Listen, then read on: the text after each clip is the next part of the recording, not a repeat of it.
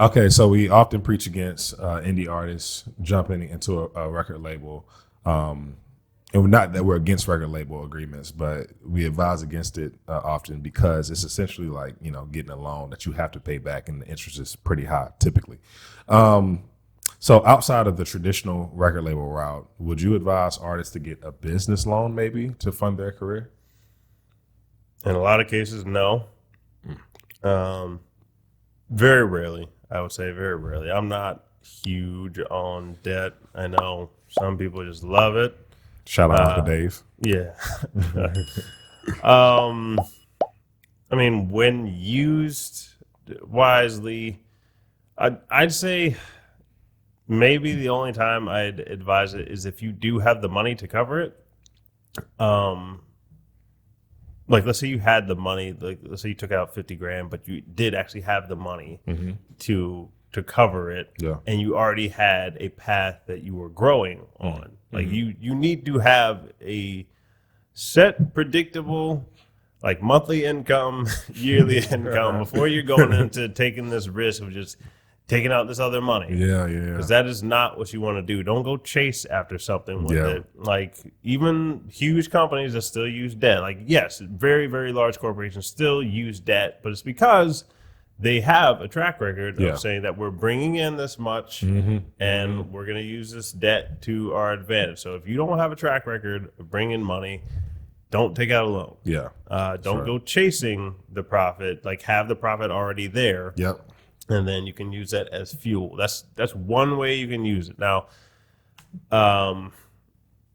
until you're like really bringing in money, like I wouldn't even. I'm actually going to add on to that. So even if you have like profit and it's like relatively small, meaning it's not at least like 6 or 7 figures, a loan is really not the best way to go. Like, learning how to do your upsells on your website and how to structure your conversions better and do your email copywriting. That's everything you do first. You don't go get more money first and then try. That's the big mentality, because they have room to screw up. That's right. Like, Amazon has room to screw up right now.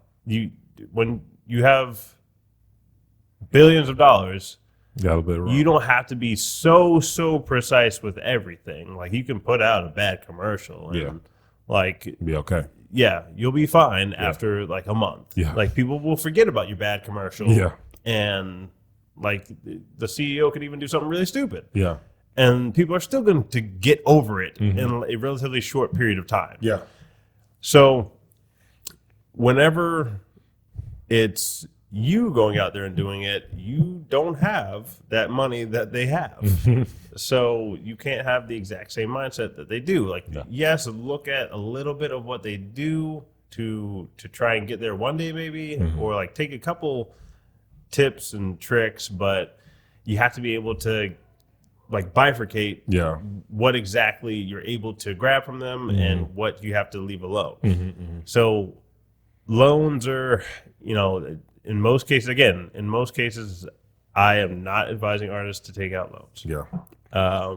The much safer and better route, especially for indie artists, is going to be everything I listed from the sales funnel.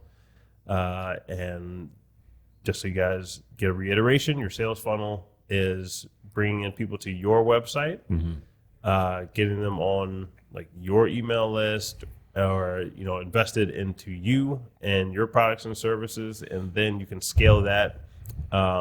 Like, it's okay to be a slow growth company. You don't have to go so fast. And I would agree with you, but I took out $100,000 loan last month in my career, Scott. I'm kidding. But no, I 100% agree with you. I think it's a lot of times artists are discontent with the rate of growth.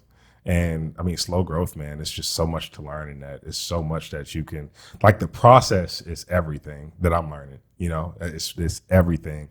and being able to get to a point where you develop your skill set and you have an understanding of, how to scale and, the different ways to market and connect with your audience. Like, man, that's a part of the journey. And, maybe a loan is a part of your journey. I don't know, but I know it's a lot better to be free of owing somebody and having debt, and to still just go through the trenches to build what is on your heart to build. And that's speaking as an artist. So yeah, you make different decisions whenever you don't have to pay somebody back. Yeah, you make decisions from a position of strength. Whenever you don't have to pay anybody anything.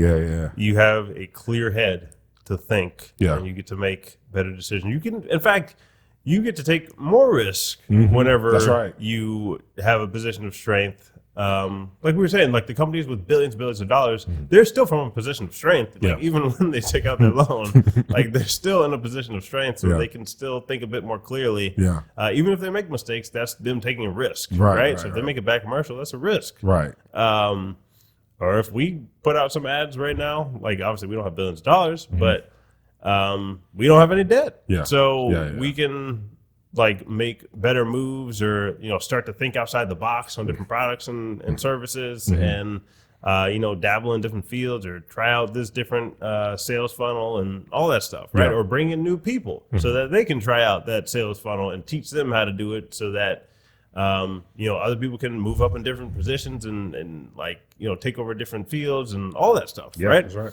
So most cases, in fact, most likely, if you're listening to this, don't do the loan. Just don't take it out. Just a rule of thumb. Yeah.